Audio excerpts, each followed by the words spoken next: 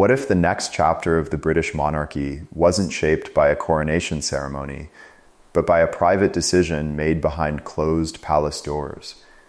For months, speculation had surrounded King Charles, Prince William, and the future of the crown, yet few imagined that the greatest challenge would come from within the family itself. It wasn't a public argument, a dramatic interview, or a constitutional crisis that changed the conversation.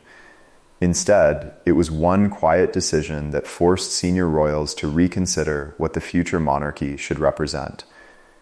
At the center of it all stood Prince William, determined that his reign would begin differently from those that came before it. Beside him was Catherine, Princess of Wales, whose years of dedication had earned widespread admiration without ever seeking attention. As palace officials discussed succession plans and ceremonial traditions, deeper questions emerged about loyalty, partnership, and the balance between tradition and modern expectations. Behind the grandeur of royal protocol, emotions ran high as family relationships became intertwined with constitutional responsibility. What followed would test not only the bond between father and son, but also the monarchy's ability to adapt while preserving the values that have defined it for generations. Inside Buckingham Palace, preparations for the future had quietly accelerated. Although King Charles remained firmly on the throne, advisors increasingly focused on long-term planning to ensure a smooth transition whenever the time eventually arrived.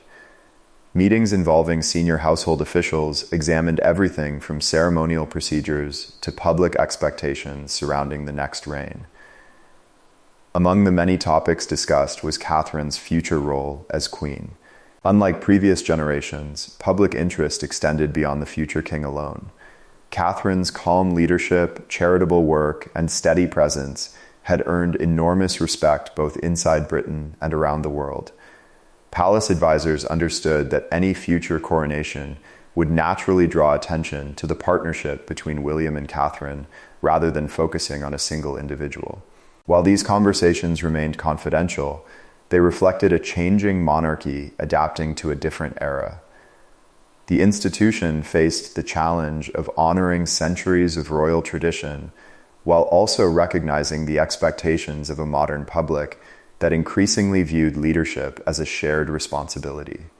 Those competing priorities would soon shape discussions that reached far beyond ceremonial planning. For Prince William, the discussions surrounding the future monarchy carried personal meaning that extended well beyond official protocol. Throughout his public life, he had witnessed both the strengths and struggles experienced by previous generations of the royal family. Those experiences shaped his belief that stability within the monarchy depended not only on constitutional tradition, but also on strong family partnerships. Catherine had stood beside him through years of public scrutiny, demanding schedules, and personal challenges without seeking recognition for herself. Her steady presence became one of the defining characteristics of their public image. As conversations about future ceremonial arrangements continued, William reportedly viewed every proposal through one central principle. The next reign should reflect the partnership they had built together over many years. To him, the monarchy's future would be strongest if it presented unity rather than hierarchy within the royal household. That perspective gradually influenced how he approached discussions surrounding succession planning, ceremonial responsibilities, and the image the future crown would present to both Britain and the wider Commonwealth.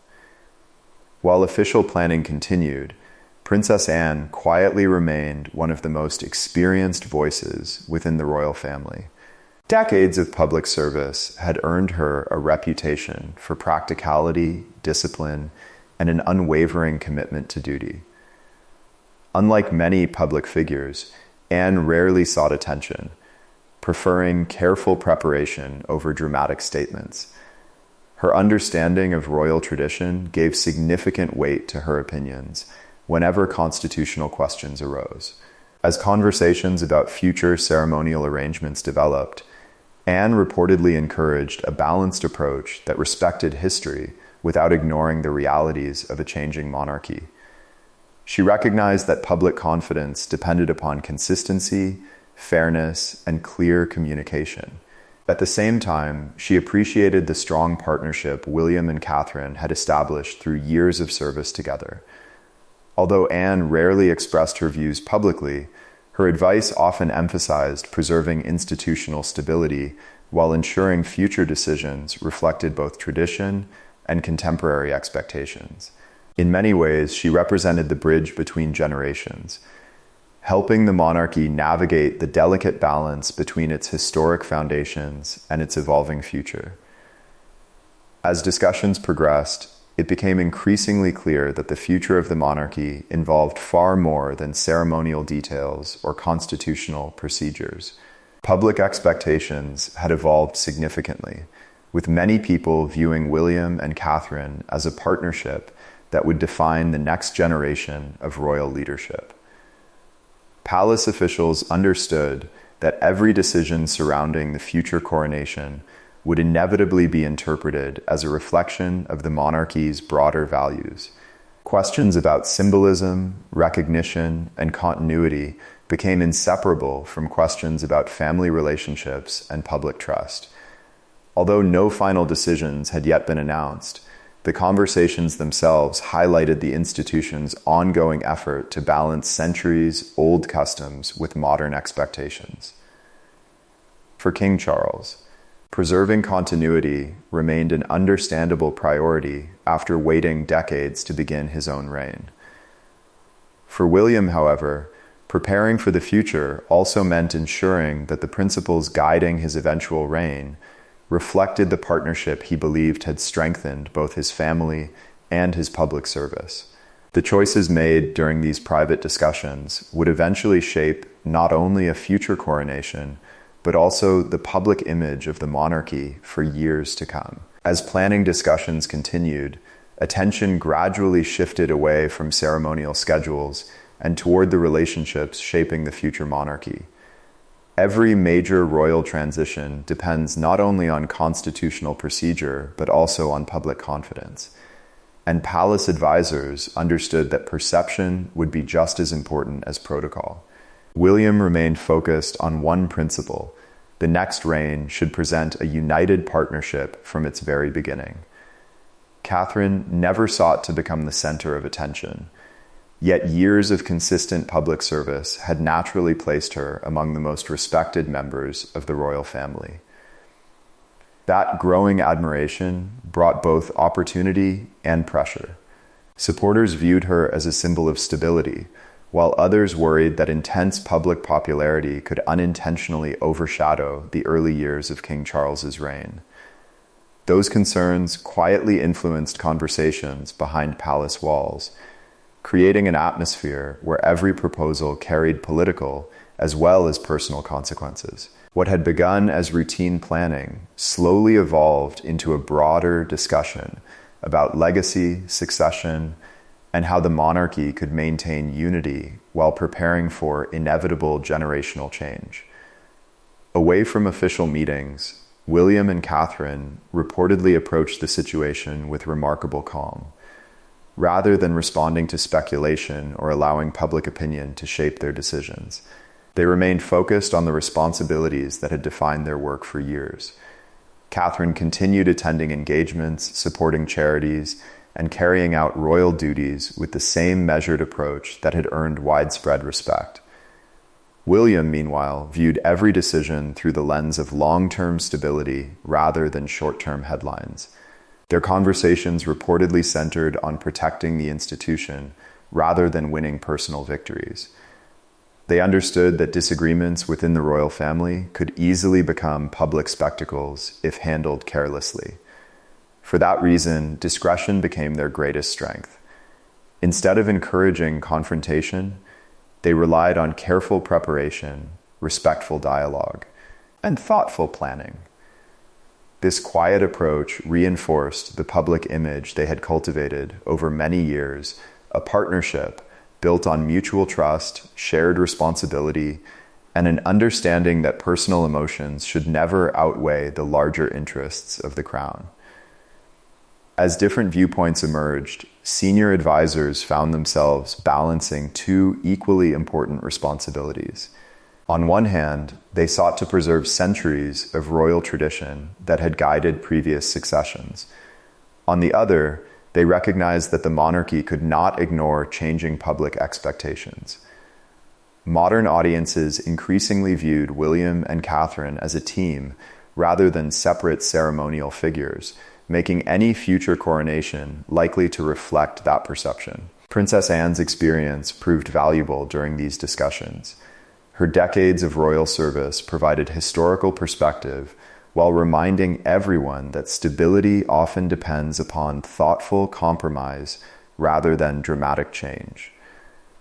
She encouraged careful consideration of every proposal, emphasizing that decisions affecting future generations should strengthen rather than divide the institution. Although opinions naturally differed, one reality became impossible to ignore. The monarchy's future would rely not only on preserving its traditions, but also on demonstrating unity at a time when public confidence remained one of its greatest assets. Every conversation, therefore, carried significance well beyond ceremonial arrangements alone. Eventually, discussions began moving toward practical solutions that reflected both constitutional tradition and modern expectations. Rather than treating ceremonial roles as matters of personal status, advisors increasingly considered how each decision would be interpreted by the public. The image projected during a future coronation would inevitably influence how the next reign was remembered from its very first day. William believed that presenting a united partnership alongside Catherine would strengthen confidence in the monarchy's future, while also reflecting the reality of their years working together. Catherine herself reportedly remained reluctant to become the focus of internal debate, preferring that attention remain on service rather than symbolism. Her response reinforced the qualities that had earned admiration throughout her public life: patience, humility, and dedication to duty. Those characteristics gradually influenced the tone of ongoing discussions, helping shift the focus away from personalities and toward the broader question of how the monarchy could best represent stability, continuity, and shared responsibility in a rapidly changing world. As the planning process reached a critical stage, one conclusion became increasingly clear. The future of the monarchy would not be determined solely by ceremonial tradition, constitutional procedure, or public expectation. Instead, it would depend upon the willingness of its senior members to balance respect for history with the realities of a new generation. The conversations surrounding William, Catherine, and King Charles illustrated just how closely personal relationships and institutional decisions can become intertwined within the royal family. Although many details remained private, the broader message was unmistakable. Every generation inherits not only titles and responsibilities, but also the challenge of adapting long-standing traditions without losing the values that define them. Whatever final decisions lay ahead, the discussions themselves reflected a monarchy continuing to evolve while remaining rooted in service, continuity, and duty. Yet the most significant moment had still not arrived. The choices made behind palace doors would soon face the judgment of the public, ensuring that the next chapter in the royal story would be watched more closely than ever before. As anticipation surrounding the future continued to grow, one reality became impossible to ignore. Every decision involving the next reign would shape how history remembered both King Charles and Prince William. While public discussion often focused on ceremonies and royal traditions, those closest to the institution understood that leadership extended far beyond formal events. A successful transition required trust between generations, clear communication, and a shared commitment to preserving the crown's credibility. William remained convinced that the monarchy's greatest strength would come from presenting unity rather than division. Catherine continued fulfilling her engagements with the same calm determination that had defined her public life, refusing to become distracted by speculation surrounding future responsibilities.